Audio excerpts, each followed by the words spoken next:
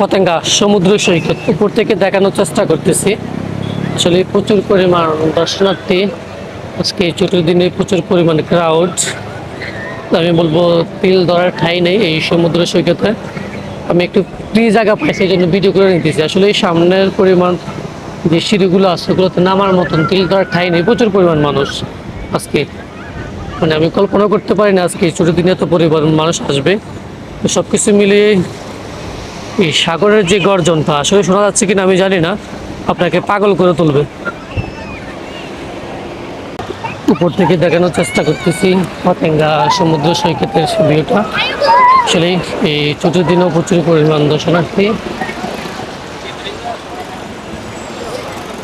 তো আসলে অন্যরকম একটা ফিল, অন্যরকম একটা অনুভূতি, যা মুখ দিয়ে বাসা প্রকাশ করার মতো না আমার কাছে মনে হইতেছে আর কি।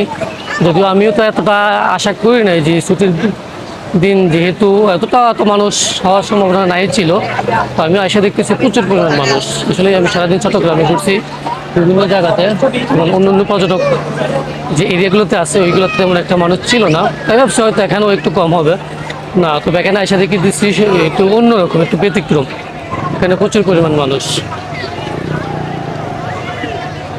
সবাই ফ্যামিলি পরিজন নিয়ে প্রিয়জন নিয়ে ঘুরতেছে।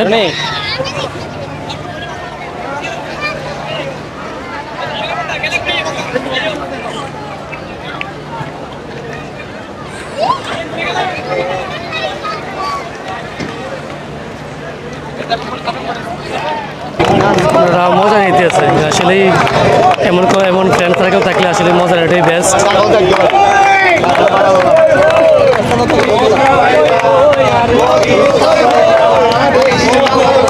গানের শ্যুটটা আমার অনলাইন আছে কিনা আমি জানি না, ফ্রেন্ড সার্কেল মিলে মজা করতেছে।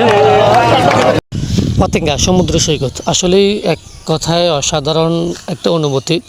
আপনার মন খারাপ থাকলে, ডিপ্রেশনে থাকলে আমি বলবো যে সাগর পাড়ে আসেন, সমুদ্র পাড়ে আসেন। আপনার সাগরের ঢেউয়ের সাথে সাথে আপনার মনে যে কষ্টগুলো বিলীন হয়ে যাবে। নিজেকে তুলে ধরার চেষ্টা করবেন, নিজেকে নতুনভাবে আবিষ্কার করার চেষ্টা করবেন। এই সাগরের ঢেউ, সাগরের গর্জন আপনাকে মাতাল করে তুলবে। আপনারা দেখতেছেন প্রিয় বন্ধুরা প্রচুর পরিমাণ আসলে পর্যটক। আমি যে আনসিজনে গেছি শনিবার ভিডিওটা করছি, বাট আমিও কল্পনা করতে পারি না এই আনসিজনে এত পরিমাণ এখানে পর্যটক থাকবে। বাট অন্যদের তুলনা আমার মনে হচ্ছে আনসিজন অনেক পরিমাণ পর্যটক, আসলে প্রচুর পরিমাণ পর্যটক এই জায়গাটাতে, যেটা পতেঙ্গাতে অবস্থিত। আসলে আমরা যারা একদিনের ট্যুর দিই বা চট্টগ্রাম আশেপাশে ঘুরি, তাদের জন্য বেস্ট অপশন হলো লাস্টে চলে আসুন বা আপনার চট্টগ্রামে এই পতেঙ্গাটাতে আসা।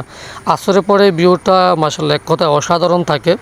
এই পতেঙ্গার ভিউটা আসলেই সবাই পছন্দ করবে, সাথে সাগরের গর্জন। বিশেষ করে এই পতেঙ্গা আসলে আপনার আরেকটা প্যাকেজ পাবেন, যেটা সন্ধ্যার পরে খুব জমজমাট হয়। সিপুর যে খাবারটা আমরা যারা কাঁকড়া, ফেমিয়াসি বা লবিস্টার বলি, বা আনাদার যে মাছগুলো আছে সামুদ্রিক মাছ, সমুদ্রে পাড়ে বিকেলে বসে বা সন্ধ্যার পরে বসে যে সি ফুড খাওয়াটা আসলে অন্যরকম একটা ব্যাপার স্যাপার, অন্যরকম একটা ফিল দিবে আপনাকে।